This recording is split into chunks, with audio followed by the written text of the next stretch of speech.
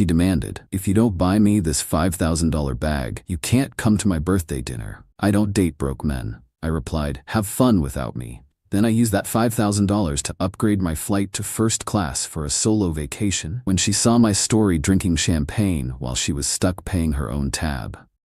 Alright, so this literally just wrapped up yesterday. Figured I'd share because this community would appreciate the pettiness level achieved. Context time. I'm 29, software developer, making around $120K annually, which is solid money in my city. Been seeing this girl Melissa, 26, for about 4 months now. Met her at a rooftop bar through coworkers, and she seemed cool initially. Emphasis on seemed. Melissa works in event planning and makes decent money, but has expensive tastes that don't always align with her budget. Designer everything, luxury lifestyle, constant social media flexing. I noticed early on she was always showcasing stuff she couldn't really afford, but didn't think much of it at first. Here's where I probably should have seen the writing on the wall. Third date. Melissa casually mentioned how her ex used to buy her designer handbags and jewelry for special occasions, not asking me to do the same, just letting me know what she was accustomed to. Red flag number 1 that I stupidly ignored. By month 2, Melissa was dropping hints about wanting certain items for her birthday, which was coming up at the end of the month. Started sending me links to jewelry websites and handbag collections with captions like, "So pretty," and heart eye emojis. I'm not stupid, I knew what she was doing. The expectations escalated quickly after that. Comments about how men who really care about their girlfriends make sure they feel special on important days. How she'd never had a boyfriend who wasn't generous with gifts. How her friends always got amazing presents from their partners. I made my position clear early. I'm generous with experiences and thoughtful gifts, but I'm not dropping thousands on material items to prove my feelings. If she wanted expensive accessories, she could buy them herself, or find someone else who enjoyed being a human ATM. Melissa didn't love that response, but seemed to accept it initially. Said she understood my perspective and appreciated honesty about financial boundaries. I thought we'd moved past the gold digger vibes, but apparently she was just strategizing. 2 weeks ago, Melissa's birthday planning went into overdrive. She booked dinner at this upscale steakhouse downtown for her friend group. Made reservations at some trendy cocktail bar afterward. Started talking about her birthday outfit and how excited she was for the celebration. The guest list was around 15 people, including her college friends, work colleagues, and some influencer types she'd met through event planning. I was obviously invited and expected to help with costs since I was her boyfriend, and she was the birthday girl. Last weekend, we were shopping together when Melissa dragged me into a luxury department store. Said she wanted to look at handbags, even though she wasn't planning to buy anything. Just window shopping, she claimed, while steering us toward the designer section. That's where she saw it. This ridiculous Chanel bag that probably cost more than some people's cars. Melissa literally stopped walking and stared at this thing like it was the Holy Grail. Started taking photos from every angle and reading the product description aloud. "This is perfect," she said, picking up the bag and posing with it. "This would go with everything in my wardrobe. And it's a classic investment piece that holds its value." I looked at the price tag. $5,000 for a handbag. Not $500 or $1,500, but 5 full thousands for something to carry lip gloss and car keys. I started laughing because I thought she was joking. "You're not serious about that price, right?" Melissa wasn't laughing. "It's Chanel. This is actually reasonable for their quality and craftsmanship. Some of their bags cost twice this much." I told her if she wanted to spend $5,000 on a purse, that was her choice, but I wasn't participating in that level of financial insanity. We had different ideas about money, and that was fine, but she shouldn't expect me to fund her luxury fantasies. That's when Melissa started her manipulation routine. Talked about how her birthday was coming up, and she'd been working really hard lately. How she deserved something special, and had never asked me for anything major before.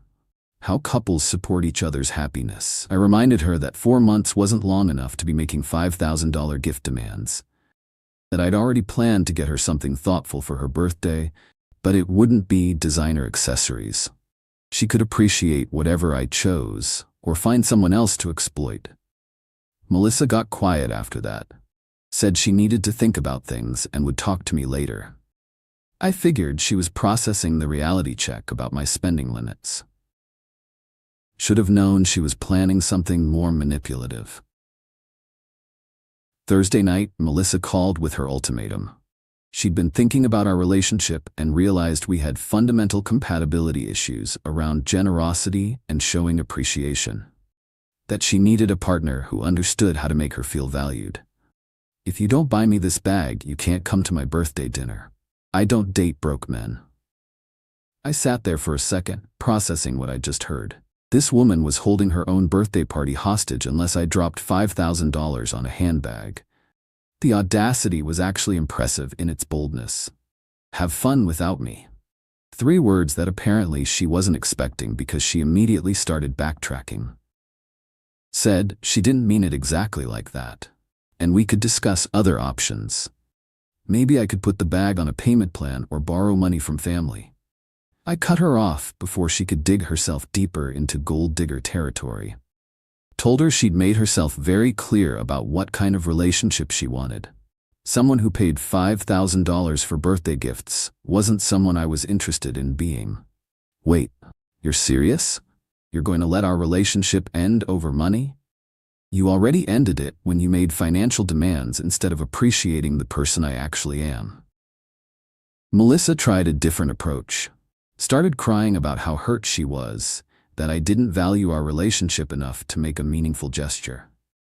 How she'd thought I was different from other guys, but apparently I was just as selfish as everyone else. I told her the only selfish person in this conversation was the one making $5,000 demands after 4 months of dating. That she'd shown me exactly who she was, and I believed her. The relationship was over, and she could find someone else to fund her lifestyle. Friday morning, I did something that turned out to be absolutely perfect timing. Had been planning a personal trip to Portland for next week that I'd been keeping budget conscious with coach flights and modest hotels. Decided to treat myself to some actual luxury since I had $5,000 not being spent on handbags. Called the airline and upgraded my round-trip flights to first class. Extended the trip by 2 extra days and booked a suite at a 5-star hotel downtown. Made dinner reservations at upscale restaurants I could actually get into. Planned spa treatments and wine tastings and all the bougie experiences I never usually splurge on. Total cost came out to exactly $2,847 for the flight upgrades and hotel upgrade, plus another $2,000 for activities and dining. Still came out to less than Melissa wanted for one handbag. Sometimes perspective is everything when it comes to understanding value. Saturday was Melissa's birthday dinner, which I obviously wasn't attending. Instead, I flew to Portland first class with champagne service and actually comfortable seats. Posted stories throughout the day about the upgrade and solo travel experience. The dinner apparently went exactly how you'd expect when someone throws a tantrum about their boyfriend not buying them expensive gifts.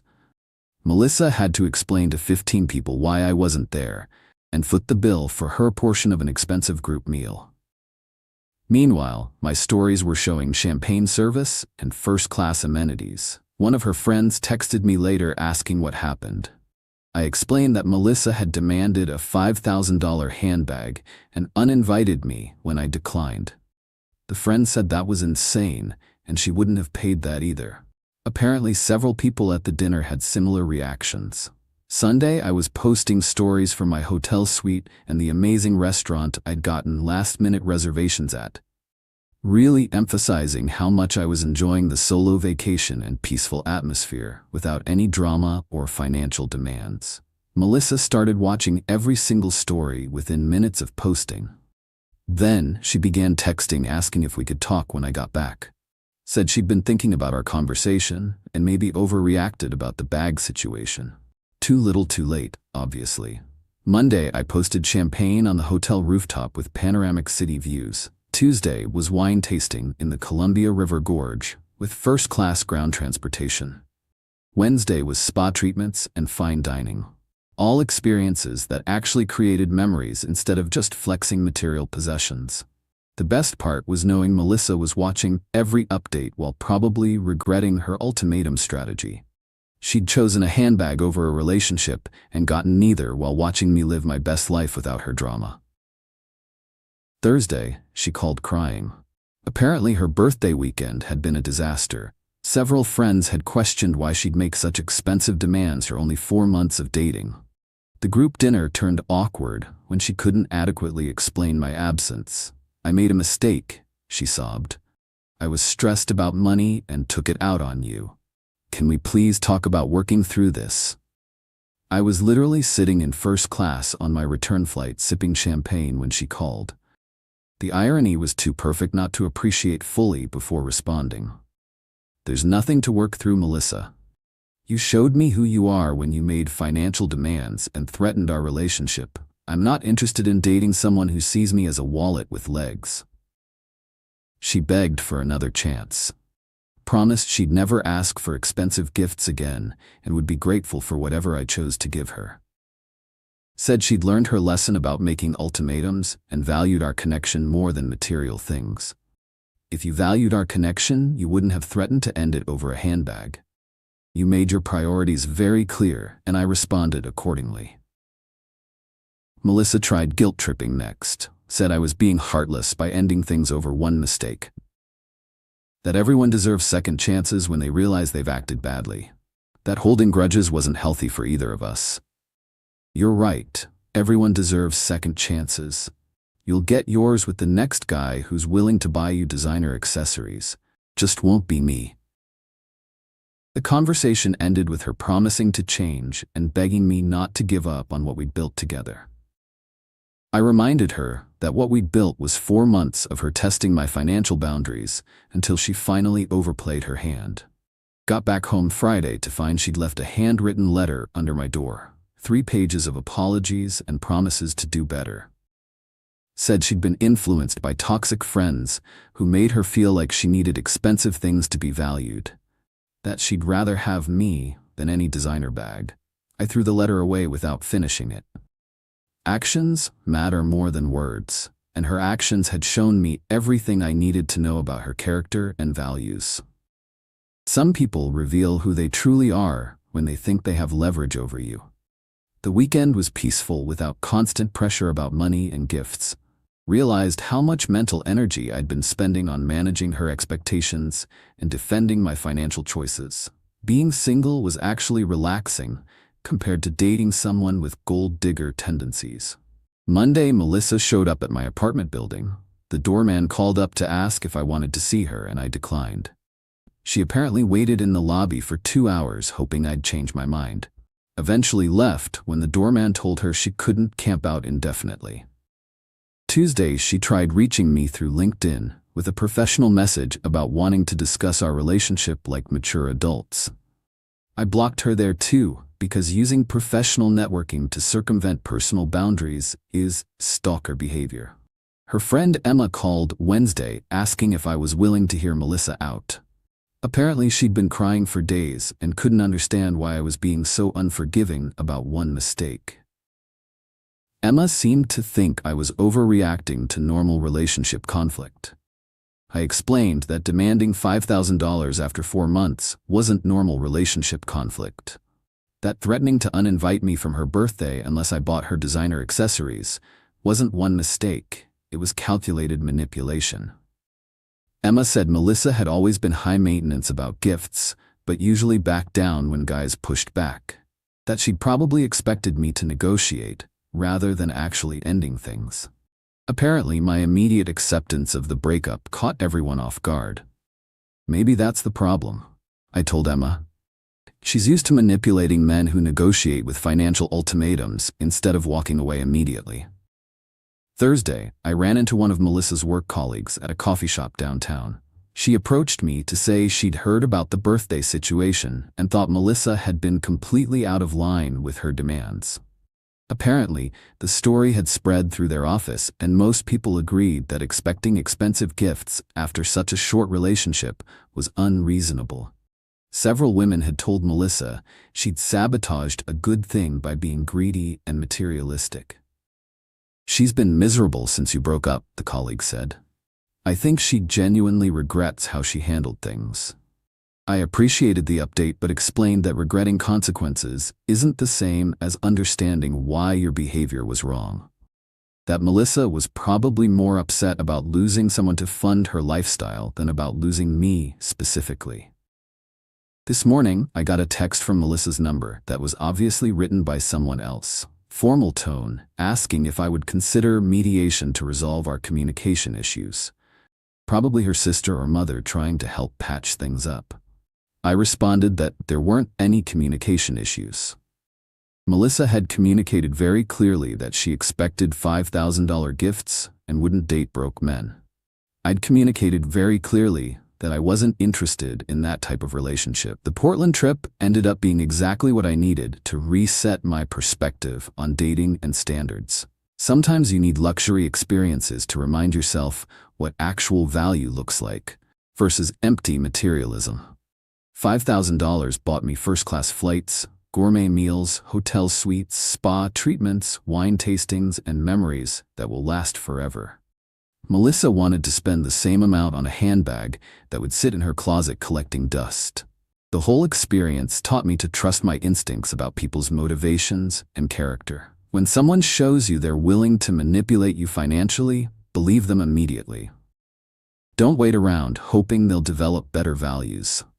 Been on a couple dates since getting back, and it's amazing how much easier conversation flows when you're not constantly defending your spending choices. Turns out plenty of women appreciate thoughtful gestures over expensive purchases. Melissa apparently started dating some finance bro who bought her the Chanel bag for their 2-week anniversary. Her friend Katie mentioned it when we ran into each other at a bar last weekend. Said Melissa was thrilled to finally find a generous man. Good for her, honestly. She found someone willing to buy her affection, and he found someone whose love can be purchased. They deserve each other, and I dodged a bullet by not becoming her personal ATM. The Portland trip photos are still getting likes and comments from friends who said it looked like an amazing solo adventure. Several people mentioned wanting to plan their own luxury getaways after seeing how much I enjoyed the experience. Funny how $5,000 can either buy you a handbag that impresses other materialistic people or a week of actual experiences that create lasting happiness. Melissa chose poorly and learned that ultimatums don't work on men who respect themselves.